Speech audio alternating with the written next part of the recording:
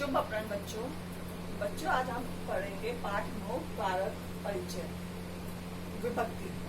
कारक क्या होता है बच्चों? कारक होता है जिसका संबंध सीधा क्रिया से जुड़ता है, उसे कारक कहते हैं। जब क्रिया के साथ उसका संबंध जोड़ते हैं तो उसे हम कारक कहते हैं। और कारक चिन्ह क्या होते हैं? जिन प्रसर्गों या चिन्हों से कारक की पहचान होती है उन्हें कारक चिन्ह कहते हैं। और संस्कृत के में इन्हें हम विभक्ति के रूप में इनका प्रयोग करते हैं। हिंदी में हम कारक चिन्ह बोलेंगे उसे, और संस्कृत में विभक्ति बोलेंगे। बेटा ये आपका पाठ है 953। अब बेटा मैं आपको विस्तार पूर्वक ये समझाऊंगी। बच्चों अब हम पुस्तक के द्वारा इसको पढ़ेंगे। जिसका संबंध सीधा क्रिया से जुड़ता है उसे कारक कहते हैं। जैसे प्रज्ञा पठती। यहाँ पठती क्या है? क्रिया का सीधा संबंध प्रज्ञा से है। प्रज्ञा बेटा नाम है, कर्ता है, और पठती उसकी क्रिया है, इसलिए प्रज्ञा कर्ता कारक है। जिन प्रसर्गों या चिन्हों से कारक की पहचान होती है उन्हें कारक चिन्ह कहते हैं। संस्कृत में कारक चिन्हों के आधार पर विभक्ति रूप बनते हैं जो निम्न प्रकार हैं। बच्चों आपने ये जो टेबल है, तालिका है, हिंदी में ही पढ़ी थी, हम संस्कृत में करते हैं। कर्ता, कारक का नाम कर्ता, और इसमें क्या आता है? ये प्रथमा। चिन्ह क्या है इसका? ने। और प्रयोग क्रिया करने वाला जो काम करता है। कर्म द्वितीया। को कर्म को जिस पर क्रिया का प्रभाव पड़े, कि मतलब जो काम कर रहा है उस पर प्रभाव पड़े। करण तृतीय विभक्ति। से या के द्वारा इसका प्रयोग करते हैं जिस साधन के द्वारा क्रिया की जाए। संप्रदान चतुर्थी विभक्ति। को या के लिए हम इसके चिन्ह प्रयोग करते हैं जिसके लिए क्रिया की जाए। अपादान पंचमी विभक्ति। से अलग होना, जहां से अलग होने का भाव हो। संबंध षष्ठी विभक्ति। का, के, की अथवा रा, रे, री, कि जहां कर्ता का वस्तु से संबंध हो वो बताया जाता है। जिस व्यक्ति वस्तु स्थान से संबंध बताया जाए। अधिकरण सप्तमी विभक्ति। में या पर जिस स्थान पर क्रिया हो। संबोधन बेटा संबोधन इसमें नहीं आता है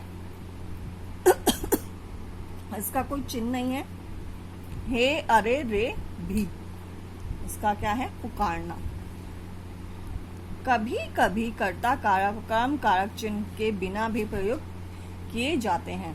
कभी कभी क्या होता है, हम संस्कृत में जब वाक्य बनाएंगे तो उसमें हम चिन्ह नहीं लगाते हैं, कर्ता में और ना कर्म में।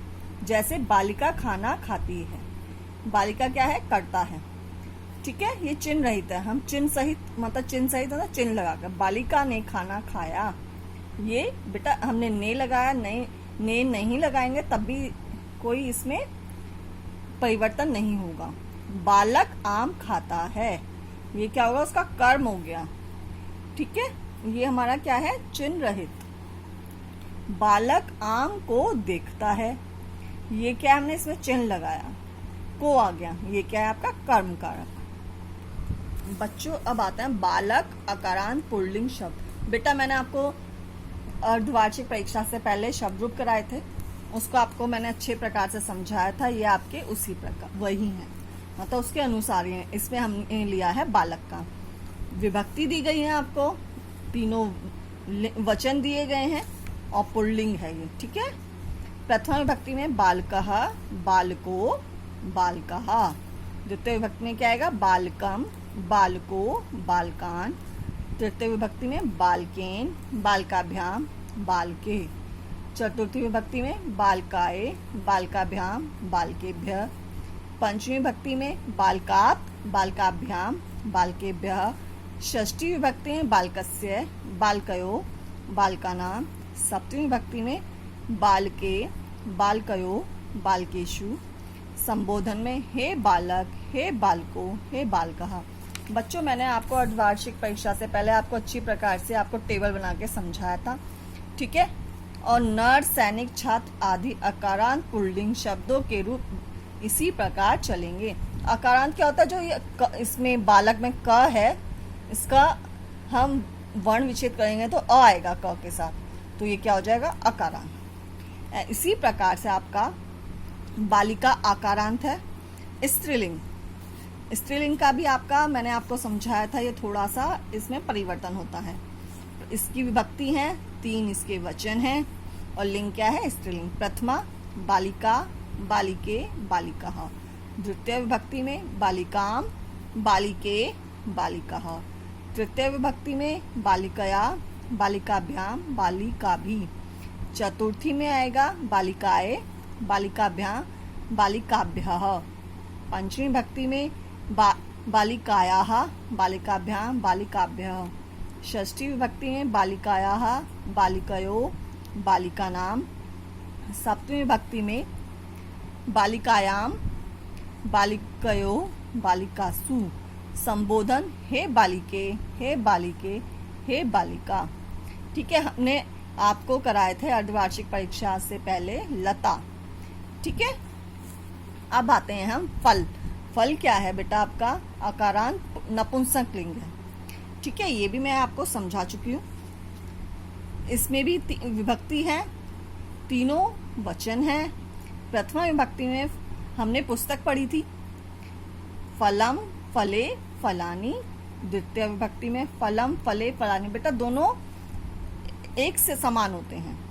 फिर उसके बाद आपको ध्यान रखना है कि जो प्रथमा द्वितीय विभक्ति होती है वो एक समान होती है। उसके बाद तृतीय विभक्ति से लेकर इसके संबोधन तक, इसकी सप्तमी विभक्ति तक, ये आपके पुल्लिंग के अनुसार चलते हैं। जैसे पुल्लिंग में हम यहाँ पर प्रयोग करेंगे, वैसे ही हम यहाँ पे नपुंसक लिंग में तृतीय विभक्ति से उसके समान ही हम इसका बनाते हैं। चलो अब हम पढ़ते हैं इसको। प्रथमा फलम, फले, फलानी। द्वितीय विभक्ति में फलम, फले, फलानी। तृतीय विभक्ति में फलेन, फलाभ्याम, फलेहि। देखो यहाँ आपका क्या आया था? बालकेन, तो यहाँ क्या आया? फलेन। ठीक है, तो दोनों क्या होगा? ये पूरी लाइन उसके अनुसार समान हो गई। चतुर्थी विभक्ति में आपका है फलाए, फलाभ्याम, फलेभ्यः। उसका क्या था? बालकाए। ठीक है, पंचमी विभक्ति में फलात, फलाभ्याम, फलेभ्यः। षष्ठी उसका क्या था? बालकात। ठीक है, षष्ठी विभक्ति में फलस्य, फल्यो, फलानाम। क्या था उधर? बालकस्य। सप्तमी विभक्ति में फले, फल्यो, फलेषु। क्या था? बालके था सप्तमी विभक्ति में, यहाँ फले आ गया। संबोधन हे फल, हे फले, हे फलानी। बेटा ये इसका संबोधन में परिवर्तन है। बाकी आप तृतीय विभक्ति से लेके सप्तमी विभक्ति तक पुल्लिंग के समान ही आप करेंगे। इसका क्या है? स्मरणीय बिंदु पुष्प, पत्र, पुस्तक आदि नपुंसक लिंग शब्दों के रूप इसी प्रकार चलेंगे। बच्चों आशा करते हैं आप उस टेबल को भी याद करेंगे जो मैंने तालिका दी थी, और उसको भी पढ़ेंगे तो आपको अच्छे से ये पाठ समझ आ जाएगा। धन्यवाद।